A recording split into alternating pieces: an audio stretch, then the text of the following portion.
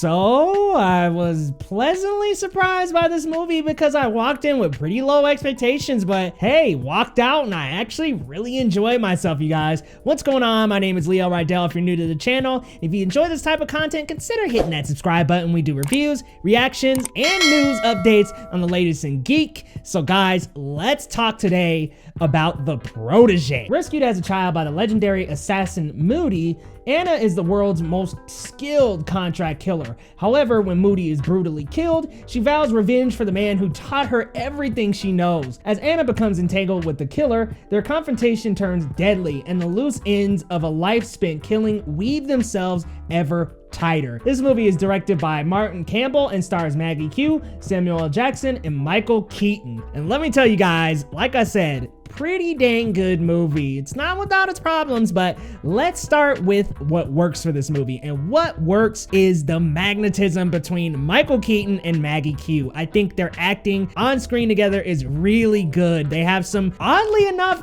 good comedy that rolls off the tongue and is not too over the top like Marvel humor, but it's just them naturally being funny and being witty with their lines and delivery, and it just works really well here. Maggie Q plays Anna, who is a ruthless but clean killer. Let me tell you guys, she is clean, quick, and precise. She thorough. Just like John Cena as Peacemaker when he was like, I'm thorough. This is her. She thorough, y'all. And she was clean and quick with those kills. They were stylish. She was quick, precise, sneaky, and sly. Just amazing as a character. I really enjoyed her character, Anna. And let me tell you, Maggie Q definitely delivers. So I was really liking her and Michael Keaton. I thought Michael Keaton, look, he played a smooth, slick, opposite into Anna, and I thought he did a great job. He brings his great charm to the screen, and hey, that presence was absolutely awesome. So I really enjoyed the two of them. And another thing that is really well done in this movie is the action sequences, guys. It is very stylish, fun, slick, and clean. And like I was saying with Anna, she's slick, she's clean, she's precise, and that's exactly how her action set pieces are. They're very clean, they're very sneaky, they're very quick and to the point, and I think that it works for a kind of action thriller espionage-y like film like this. It just works, y'all. And I want to say John Wick, but maybe not as prolonged as the John Wick scenes are. The John Wick scenes are, at this point, I mean, it's John just capping a bunch of guys,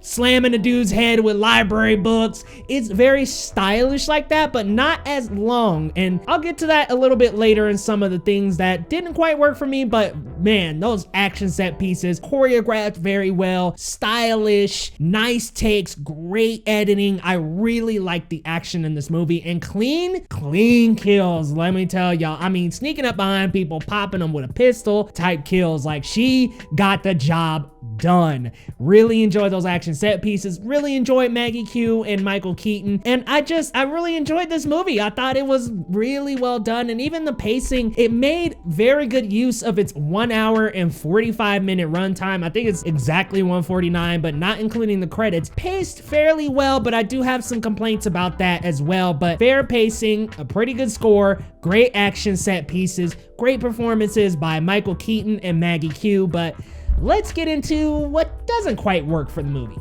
What doesn't quite work is, to me, the story is pretty generic. It's a revenge thriller. So just like John Wick wants to get revenge for his dog, Maggie, aka Anna, wants to get revenge for her friend Moody being killed, who was essentially like her father figure, and it just kind of follows a very similar pattern. She's looking for the killer, and you know, it's very generic. It's stuff we've heard before. Taken, John Wick, we've heard these kind of revenge thriller. The Foreigner, Martin Campbell actually directed The Foreigner, so it's like we know these revenge stories very well, and so it feels like a pretty generic story, something that we've seen before. So I wouldn't be prepared to be wowed. And I gotta say, while the editing and the fight sequences are really good, the editing in the movie itself can be a little haphazard at times. I feel like scenes don't have enough time to breathe. I feel like it's kind of all over the place, and the story, while generic, does kind of flow all over due to that editing. I think there just needs to be a few more beats on some of those scenes and let them kind of breathe and air out a little so we can kind of sit with the story with the characters. But it is paced well, and that says something, because it's like, okay, pacing wise, that haphazard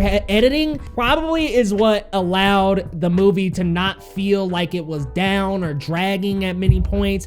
Like, there are a lot of points of just dialogue where there are characters interacting, but it's quick, so it gets to the next action set piece pretty quickly. So it's kind of a double-edged sword with that editing. I want a little bit more room to breathe, but it does kind of help the movie move along. So and another problem I had, which I usually don't have a problem with him at all, Samuel L. Jackson was just this close to being in the movie a little too much. The movie is very sneaky, very sly, very slick. Both Maggie Q and Michael Keaton's characters are very slick and sly, but Samuel L. Jackson kind of brings the motherfucker energy, and it just doesn't quite mesh well with what this film is trying to accomplish. And I think that like 10 more minutes, 15 more minutes of him in the movie would have been a curse. But I mean, he does die, so that was probably enough Samuel L. Jackson for this movie, because I love me some Samuel L. Now look, I love Samuel L. Jackson, Jules, Nick Fury, love him.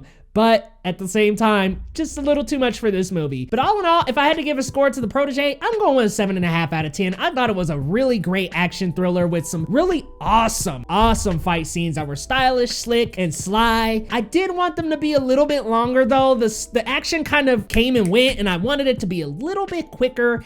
And unfortunately, the editing and the story is a little haphazard and all over the place, and the story's pretty generic. We've heard of these revenge action thrillers before, so nothing new. But guys, let me know your thoughts down in the comments. Are you gonna go check out The Protege? I'm just gonna let you know now, I'm feeling The Protege too. Like, I think that's coming. It feels a little John Wick-ish. Like, it feels like Lionsgate's kind of trying to have another John Wick, like a female John Wick. And hey, you know what, guys? I'm here for it. Let me know your thoughts down in the comments. And if you're gonna go see the movie, let me know. And we will see you next time on Geekly Goods.